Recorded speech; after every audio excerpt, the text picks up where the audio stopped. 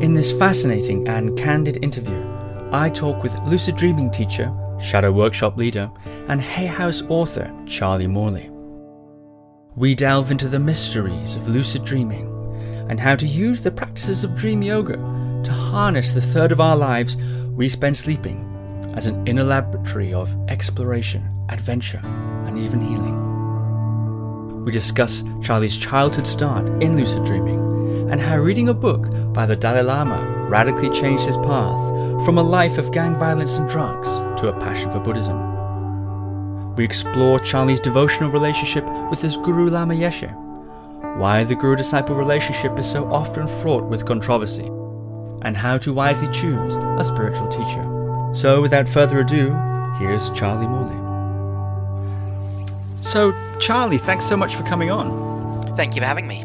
Now, for those of you who might not know who Charlie is, Charlie is a lucid dreaming teacher, shadow workshop leader, and Hay House author. Charlie's written 3 books. His first was Dreams of Awakening, a comprehensive manual of what Charlie calls the mindfulness of dream and sleep, his own unique approach to dream work that synthesizes the modern scientific and psychological perspectives with the traditional Milam teachings of Tibetan Buddhism. His latest book, Dreaming Through Darkness, explores shadow work through a series of 30 practical exercises. Charlie's officially authorized to teach dream yoga in the Karma Kagyu tradition of Tibetan Buddhism, and actually lives with his new wife Jade at the Kagyu Samyetsong Buddhist Center in London, which is a satellite center of the famous Samyeling Monastery, founded in Scotland in 1967 by Chogyam Trungpa Rinpoche and Akong Rinpoche, and is now led by Akong's brother, Lama Yeshe. So once again, Charlie, it's great to have you on. Thanks for coming. Great. Thank you so much, Steve. It's great to be here. Great. Now, Charlie, not a lot of people are aware of what lucid dreaming is. I know you discovered it in your early teens. Can you tell us what is lucid dreaming and what was it about it that so fascinated you at that young age? Yeah, so a definition of a lucid dream is a dream in which you know that you're dreaming as the dream is happening. So it's not just a really vivid dream. It's not a dream that you remember really well upon awakening, although it can be vivid and well remembered. It's specifically a dream where you go, aha, I'm dreaming, while the dream is happening. So you're still sound asleep, but you have woken up within the dream. This has all sorts of neural correlates, like the right dorsolateral prefrontal cortex in the brain lights up at the same time as you're dreaming. So basically we know this is real. This can be scientifically verified, but the subjective experience is simply a dream where you know you're dreaming as the dream is happening. And then you can start to direct the dream. It doesn't mean you're controlling it. There's no way you can control the awesome power of the unconscious, but you can befriend it and start to make requests.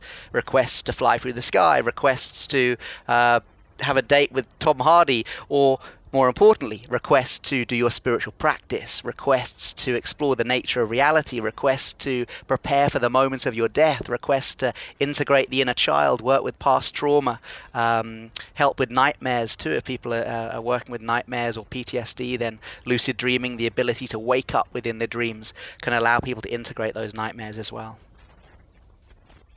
That's something quite interesting about your particular approach, the mindfulness of dream and sleep, as you do bring in that scientific perspective, the psychological applications. You're talking about inner child and healing traumas and things like that.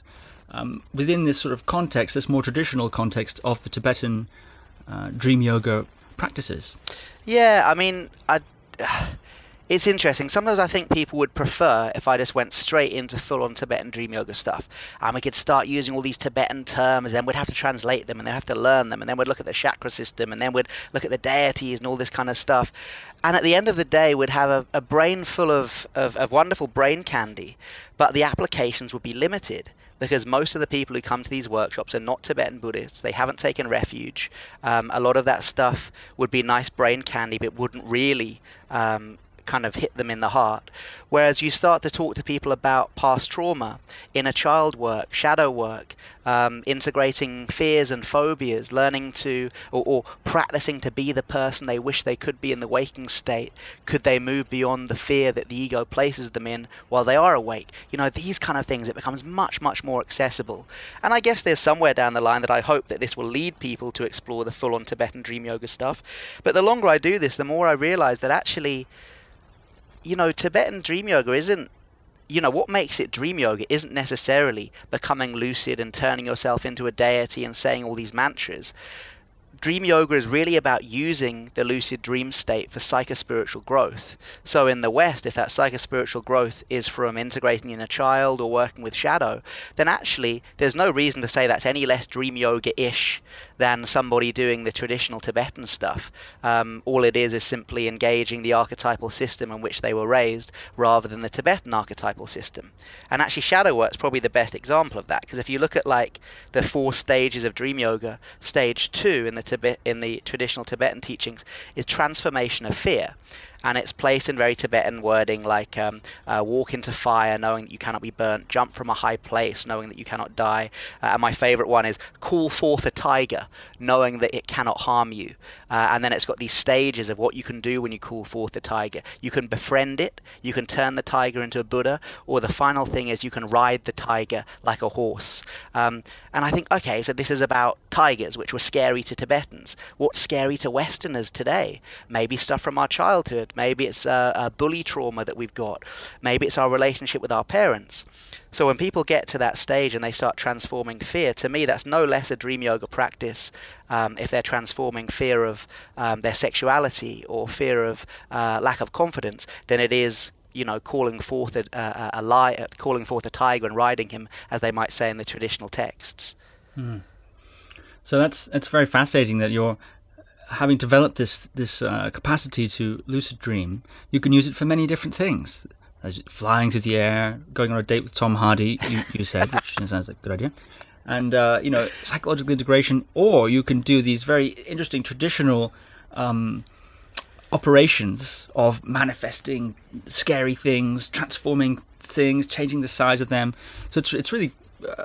it's almost like the holodeck in Star Trek in a way. It's exactly the holodeck, man, and hardly anyone ever references that. Yes, it's exactly like the holodeck in Star Trek. And if people don't get that because they're not geeky Trekkies like us, go onto YouTube and put in holodeck Star Trek, and you'll see what it is. It's this, for those who don't know, it's this it's a computer program. I'm not sure what it is, but it's this like place where you can manifest. Charlie, in a way. It is exactly like a lucid dream, yeah. And I remember there's one scene where one of the guys is going in there and he's just chatting up girls at a bar. That's what one of the guys on the ship is using the holodeck for. So you could use lucid dreaming for that too. You could train in, what is that thing people use, The Game or something? Isn't that the book about how to pick up girls? You could use the lucid dream as something as mundane as that, or as something as profound as exploring your Buddha nature. And that's what's so fascinating about the lucid dream, is actually it's this kind of blank canvas. And the first couple of years when I learned it at 16, I was just using it for like the dude in the holodeck, sex and skateboarding, as I often say. Then luckily when I got into Tibetan Buddhism a bit later, they taught me these much, much more beneficial applications for it, and I stopped all that stuff. Yeah, you're mentioning discovering lucid dreaming in your teens there. How did you come across it, and what was it that so fascinated you about it at that particular age? Yeah, so in Dreams of Awakening, I talk about me finding it in my teens, which isn't actually totally true. But it was slightly more romantic than the truth. The truth is, I actually got into lucid dream a little bit earlier, when I was about 6 or 7, because I used to wet the bed. Not during the day, but in the night time, I used to have to wear a nappy till I was like 7 years old. And this was partly because I would really need to pee in the middle of the night, and needing to pee would come into my dreams. So I'd be in the dream and I'd wake up in the dream and I'd go, oh, I'm dreaming and I really need to pee. And then I think to myself, well, if I wake up, the sharks under the bed will get me. I had this whole thing about sharks under the bed, and they would bite your ankles if you tried to get out of bed. So in the dream, I would kind of rationalize to myself that far better than the sharks under the bed getting me, I would simply find a toilet and pee in the dream. So I would go around the dream looking for a toilet, have a pee, and then of course often I would actually wet the bed and I'd wake myself up. This went on for kind of months actually, and although it's not a very kind of romantic way, I'm almost certain that's how I first developed the capacity to do it. And often you find kids who had recurring nightmares or recurring bedwetting scenarios often become lucid dreamers in later life. And that was a study I found, only a couple of years ago. So I guess it was actually that first led me to know what it was. And then when I was 12, for my 12th birthday, I wanted this thing called a Nova Dreamer, which I think you can still get them. I'm not sure if you can probably get them on eBay. They're like these sleep masks with special sensors in them that sense rapid eye movement on your eyelids.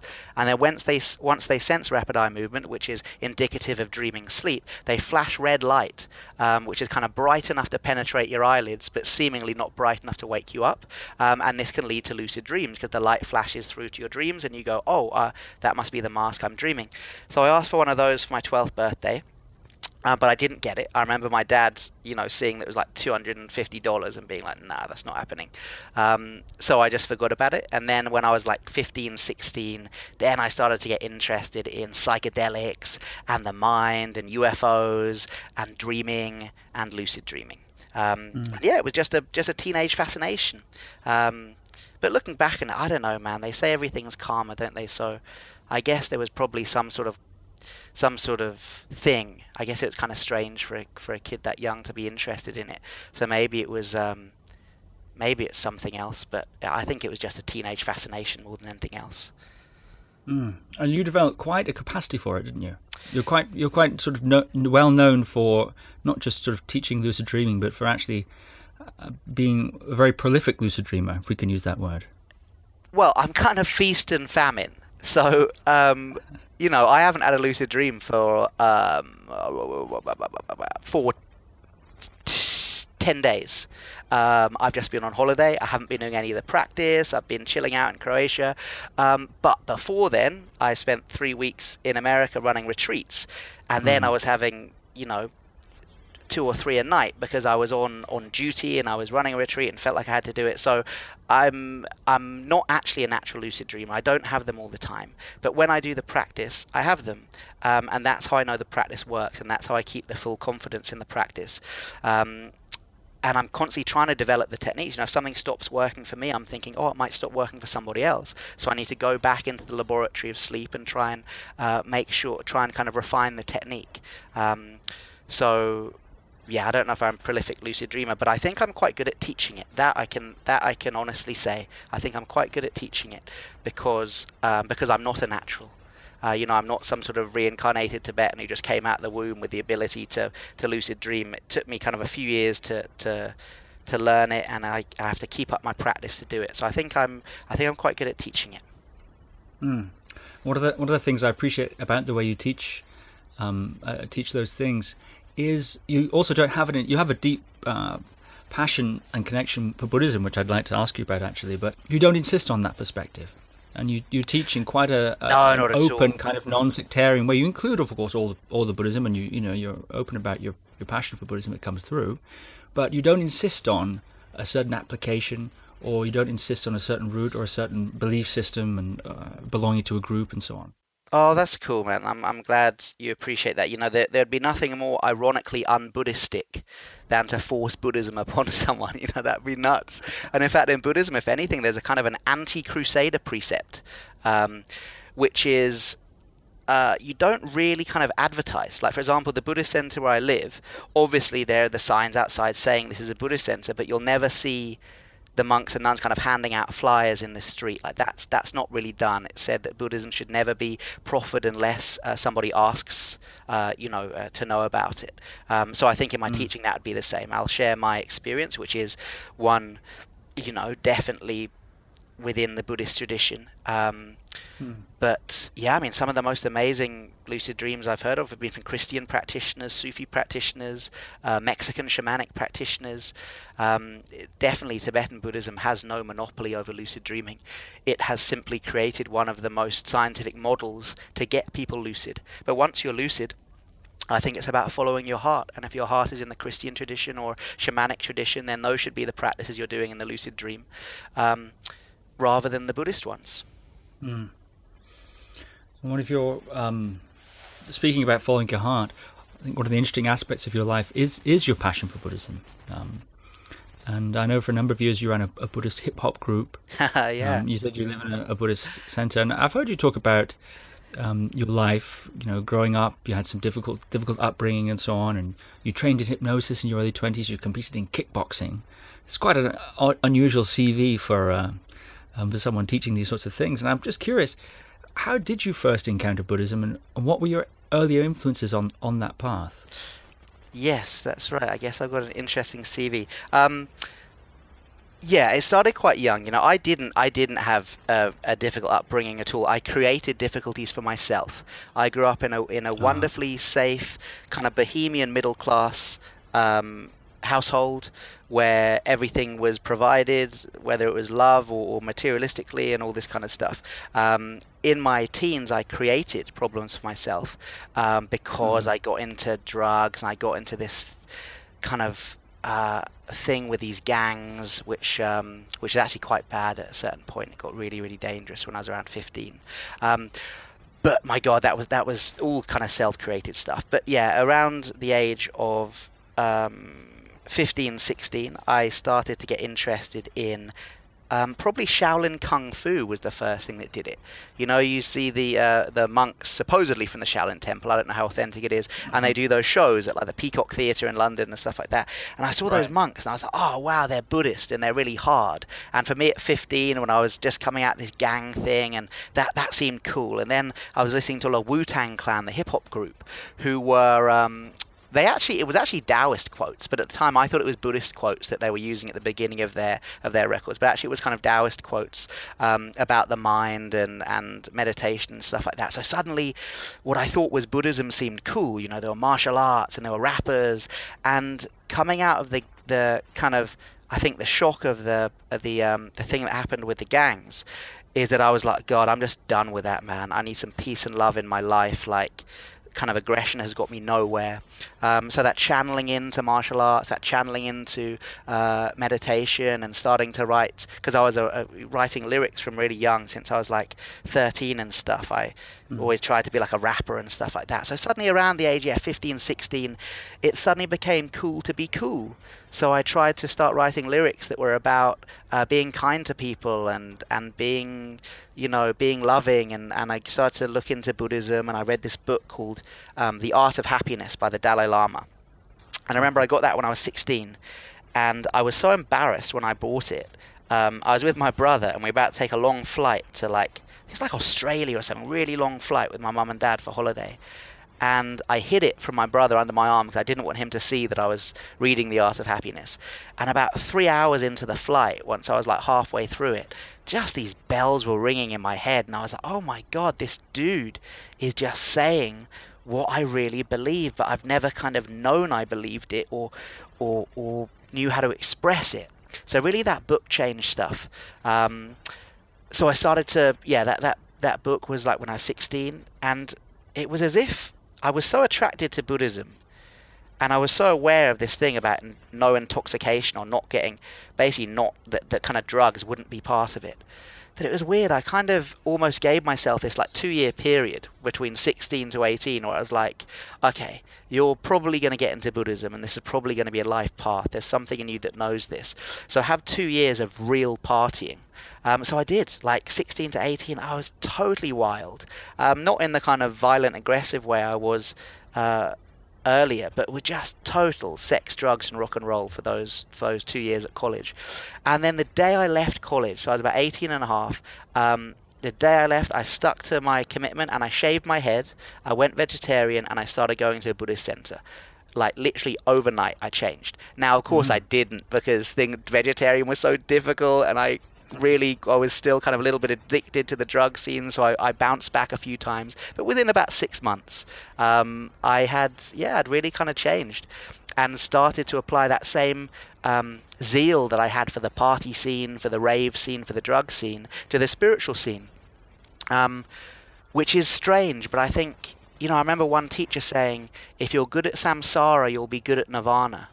Said actually those who are really successful in the kind of fuckwittery of samsara actually they can apply that quite well to the path of nirvana. Whereas if you're a bit of a bum in samsara and just can't be bothered to do anything, then you also won't be bothered to do anything in the nirvanic path. So I think I kind of transferred that lust for partying to a lust for meditation and Buddhism, and got quite into it then when I was kind of 18, 19. And then I took refuge, which is like where you formally become a Buddhist. It's kind of like a christening thing, and you get a new name and they take a bit of your hair and you take these certain vows. And then, yeah, from that moment onwards, I started kind of taking it quite seriously. You mentioned there is that when you read the book, The Art of Happiness by the Dalai Lama, it was as if you'd already known this. Now, one of the ideas that flows through Buddhism is this idea of reincarnation, rebirth, and so on. Do you feel like you had some sort of past connection there? That was it, that sort of a feeling, or is it more a sense of it just convinced you, as you are now, it convinced you by what, by its own merit in the moment? Yeah, I'm not sure. Like sometimes I look at things I was doing as a kid and stuff, and like buying incense when I was like 10 years old and stuff like that, and you can very easily create this kind of romantic narrative about, oh, I must have been connected to Buddhism in my previous life and this kind of thing, and you just feel the ego pumping up, and I go, okay, I'm not going down that route at all. So I don't remember any past life stuff. I have no idea. I think it was just something that made real sense to me. My teacher said, he said he's got a different view on it, I guess, but that's for him to have that view, not for me. For me, I think it was just something that seemed to really make sense, and something that just seemed like my heart had known it before my mind did, I think. Interesting. So your teacher does well. We don't go there. I'm getting the hint you don't want to talk about that. It's not that. It's just like, I don't know, what good would it be, man? Who knows what we were in our past lives? It's like, it's he thinks I might be doing the dream stuff in another life, but who knows? It's like, apparently we've been doing this past life thing for so many times that I have most probably been your mother in a previous life, and you have most probably been my mother. So if we've been that, then probably we've been lucid dreamers in a previous life, or teachers in a previous life, as well as murderers and prostitutes in a previous life too. So kind of so what, I think, a little bit. I don't know. I think it's about this life now. Can we be the most helpful human beings we possibly can be, regardless of what we were in a previous life? Can we be helpful and loving and kind now? You often use the phrase, speaking of your teacher, Lama Yeshe, use the more awake, more aware, more kind. Yeah, exactly. Yeah, that was his quote for when I asked him kind of what's the point of all this lucidity training. And he said, to be more awake is to be more aware, to be more aware is to be more kind, to be more kind, that's the whole point. And it was like, he said, it wasn't like he was saying that's the whole point of lucid dream training. It was as if he was saying that's the whole point of life. And I was like, oh my God, again, it was just one of those moments that really resonated. And I thought, can we just be kinder than we were yesterday to ourselves and others? And God, I'm definitely not there yet, but I'm trying, and I'm kinder than I was. And that seems to make me happier, and other people around me happier. So that seems like a pretty good teaching. Yeah, I think it's a lovely orientation, lovely way of expressing it. And one of the things that I think is particularly fascinating about you is your deep devotional relationship to Lama Yeshe, your guru. He's the current abbot of Samyeling. And you have his picture on stage with you, and you teach, and you refer to him often with great reverence. And a lot of modern people have difficulty understanding that kind of guru-disciple relationship.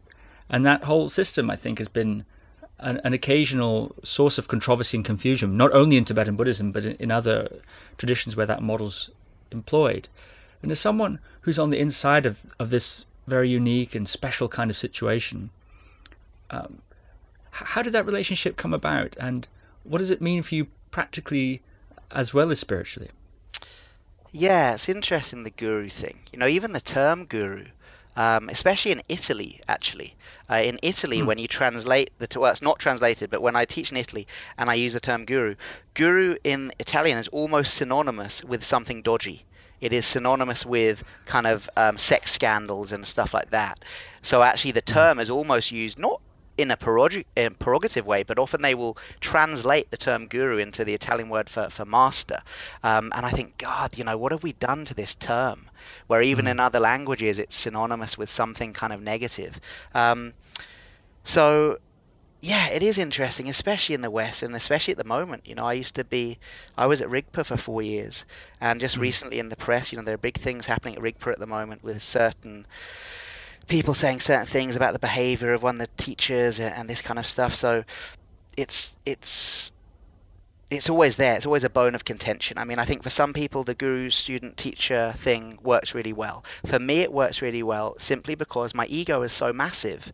So for me, it really helps to be bowing at somebody's feet. It really helps for me to be actually giving up a lot of that ego and asking for somebody else's help.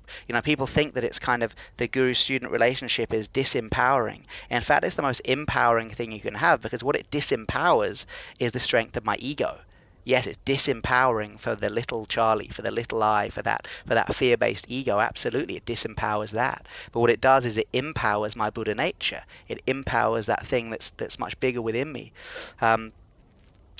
And there's something in Dreaming Through Darkness where I talk about the golden shadow, which is like the divine aspects within ourselves that we have rejected, denied, disowned. So when we think of the shadow, we think of, what do we deny within ourselves? We deny our perversions, our shame, our fear, our guilt, all this kind of stuff. But we also deny our Buddha nature. We deny our divine potential. And in fact, for many of us, that's more threatening to who we think we are than admitting to the shame of our past. And in the book, I talk about the relationship with Lama Yeshe at the lowest level at least being about him reflecting my golden shadow back to me. Because I'm so unable to see that I have Buddha nature within myself, because my ego is still so massive and so kind of blocking the light that it creates a shadow, that something which is caused by something blocking the light. And that shadow is that I don't have Buddha nature. So what I do is I project my Buddha nature onto Lama Yeshe. And Lama Yeshe, as any master who's worth their salt, will simply reflect the projection back to you. They will not soak up the projection, they will reflect it back. So then I see my Buddha nature reflected in him. So it's a very skillful means of working with projection. Now I think the problem comes if you project your golden shadow onto somebody who has not fully integrated their own shadow, both dark and light. Your projection will not be reflected back at you, it will stick. And if the projection sticks, that can lead to not only the disempowerment of the person projecting, the student, but also the ego aggrandizement of the person you're projecting onto, the so-called guru, the so-called master. So I think that's where the problem comes, not in the guru-student relationship, but in the fact that there are students projecting their Buddha nature onto those who have not recognized their Buddha nature. In which case, then I think things can be unhelpful and can be even dangerous in some cases. But with Lama Yeshe, it was, some people say, well, actually it is. It's, meeting your guru is a bit like falling in love. And although the movies make it seem that you fall in love, love at first sight and stuff like that, in life, it's often different to that. And it was with Lama Yeshe. The first time I met him, I wasn't that impressed. I thought he was, his brother, Akon Rinpoche, very well-known Tibetan tulku, very well-respected traditionalist, set up Samaling Monastery, and he was who I took refuge with. Then when I met his brother, Lama Yeshe, I thought he was kind of the smiley version, the lightweight version, the one that would be for more like beginners. And of course, that was just because I didn't have the eyes to see it. My ego was projecting all of my fears and insecurities rather than actually a pure perception. But then I just started hanging out with him and seeing him when he was kind of off the throne, not just on the throne being a Lama, but just kind of hanging out. And I thought, this guy's really got something going on here. And then I started to have teachings from him. And the first time that I got instruction from Lama Yeshe, the first time he said, in your next lucid dream, do X, Y, Z, that one instruction, it was literally that, it was one sentence, in your next lucid dream, do X, Y, Z, and then come back and tell me what happens. That counted for more than all of the books on the subject I'd read up to then, and all the 10 years of lucid dream practice I'd done up to that point. Counted for nothing compared to that one instruction. So I think it's when I actually entered into the relationship with him as a teacher that I really started to see how kind of powerful he was. And and really saw kind of beyond my projections that this was somebody who had really mastered their mind and had done kind of incomparable work on themselves. And then you start to fall in love. Then it really is like falling in love, and you get this kind of yearning to be with them. And also you get all the rest of the stuff that comes with falling in love, like that deep rejection, like, oh, why aren't I being acknowledged, why aren't I being talked to? All this stuff comes up. It's fascinating to watch. But yeah, it's like that, and then it's something very special can develop from that point. But I think it's just so important to make sure the person that you are entering into a master-student relationship has mastered whatever the teaching is that you're receiving from them. Like, not that they're on the path, like me, like I'm on the path of lucid dreaming. I have not mastered lucid dreaming, so I'm in no position to be in that relationship with anybody yet. Who knows? Maybe in 50 years' time, maybe I'll master it, but I'm so far away from it now. But with Lama Yeshe, he has mastered the 6 yogas of Naropa. He is the only Tibetan, the only Lama outside of Tibet who have done 3 dark retreats, which are these 49 days isolated retreats in the pitch black where you go through the death process and stuff like that. Like, he has mastered it. And you're encouraged to, ask other lamas about the teacher. See their students. Are their students well developed, or are they even more neurotic than you? Because if they are, then perhaps that reflects on the student-teacher relationship. In fact, I think I saw one teaching that said you should watch the teacher for up to 9 years before you decide to be their student. 9 years of watching them, testing them, checking them out, really being sure that they have mastered the practice you want to learn before you commit to them.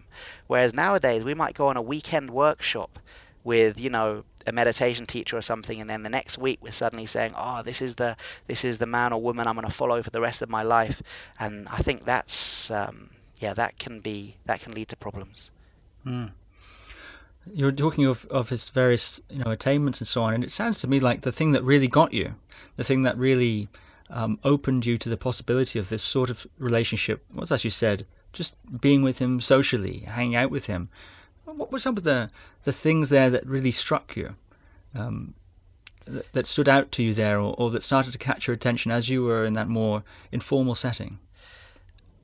I think, actually, one of the times, it's a bit of a weird one, but we'd had this kind of interview. So although I kind of get to hang out with him quite a lot because I live at the Buddhist center, and although he only teaches here once a year, he passes through the center about once every 3 months maybe, so I'll get to have meals with him and stuff like that. But of course we're still in a formal relationship, so every time he visits I will book in for an interview with him, and it's very interesting to see how in the interview with him, it's almost, I used to think he switches something on when you're in a private interview with him. What I realize is he's not switching something on, it's that he's actually just being himself, and that for most of the time, when he's not in a formal interview situation with you, he is trying to play down who he is, because his energy is so powerful that if he were to be like that, be in that state normally, it might be difficult to communicate with him.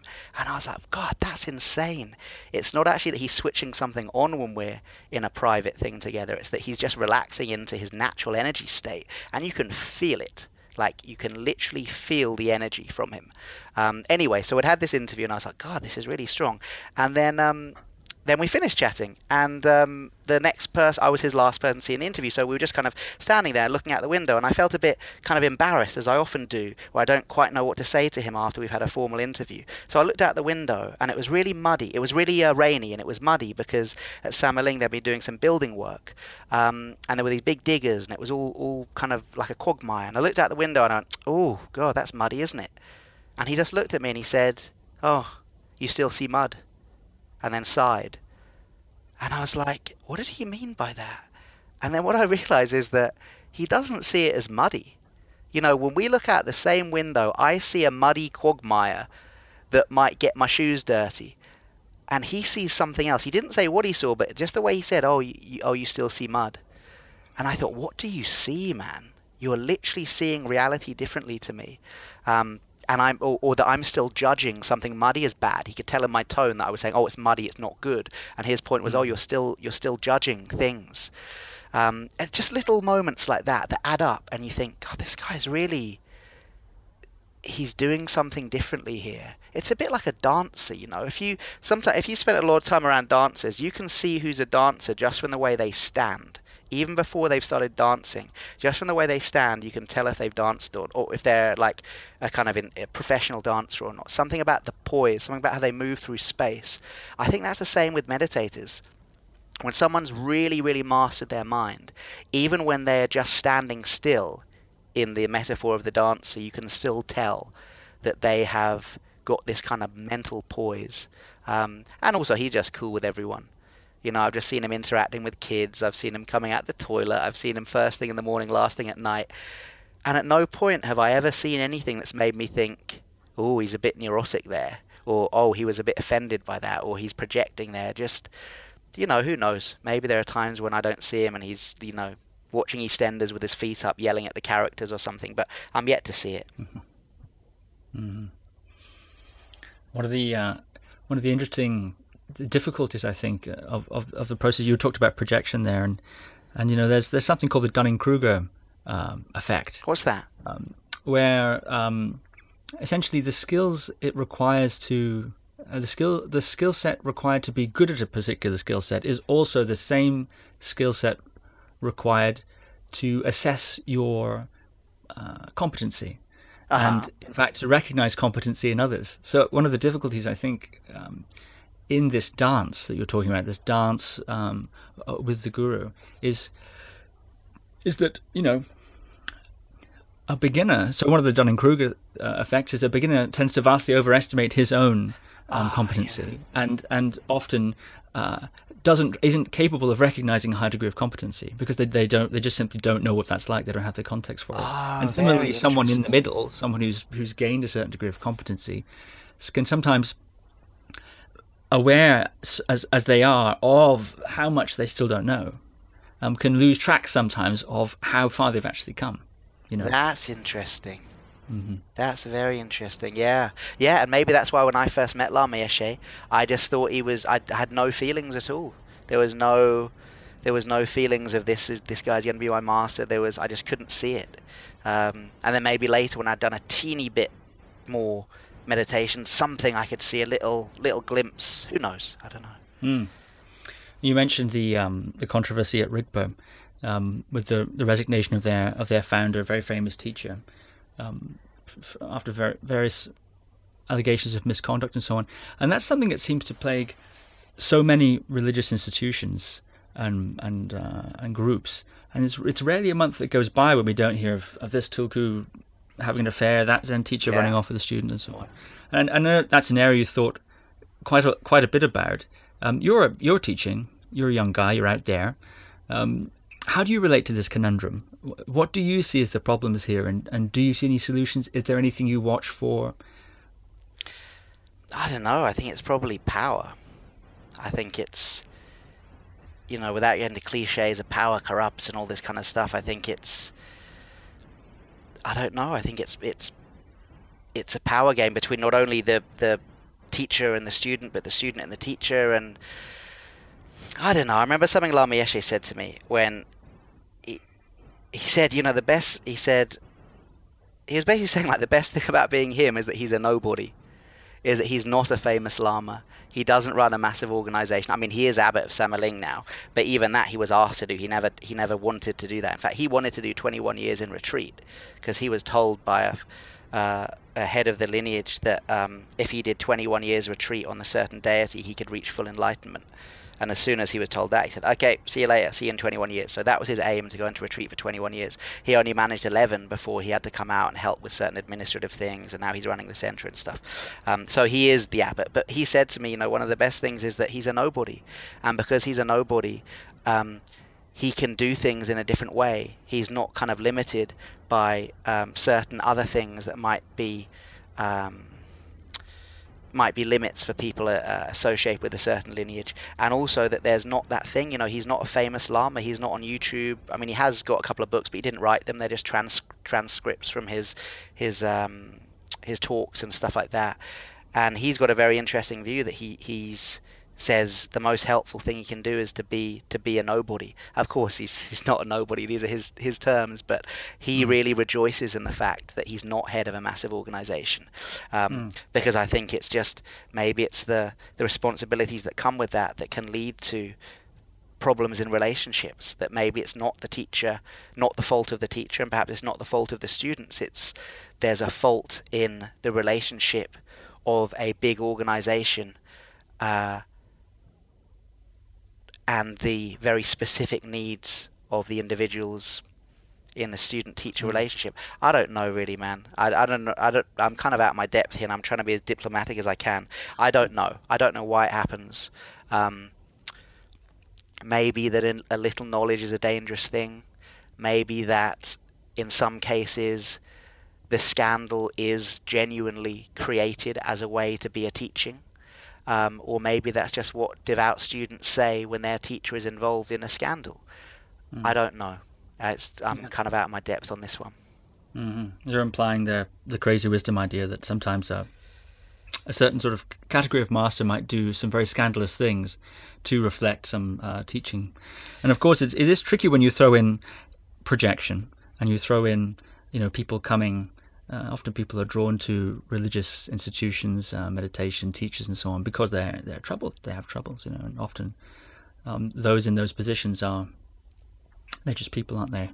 And yeah, you're out of your depth, so I don't want to press you on it. I wondered if you had any insights for yourself, because you're teaching all around the place, and you're probably more famous than Lama Yeshe, really, at this point. Certainly, well, wouldn't you?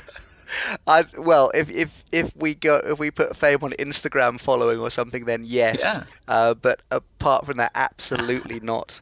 I quite like the fact. I hope that when I teach, as you've seen, I always have this photo of Lama Yeshe, and rarely a talk goes by that I don't reference him. Yeah. And when I do the workshops here, we get a lot of people into the Buddhist Center who've never been to a Buddhist Center before. And I think if that's my little contribution, if I can be a connector, if I can be the person who has helped people hear the name Lama Yeshe, or be the reason that people first step foot in a Buddhist center. I don't care if they never have a lucid dream in their life, but maybe some of them come back the next week for meditation practice, or maybe some of them end up taking refuge and entering into a relationship with Lama Yeshe that can really benefit them. I'm happy to be that tiny kind of pawn in the game that might be able to help connect people to the spiritual path. And that feels nice to be able to do that. And Lama Yeshe often, he jokingly calls me his, what does he call me, his joyful ambassador.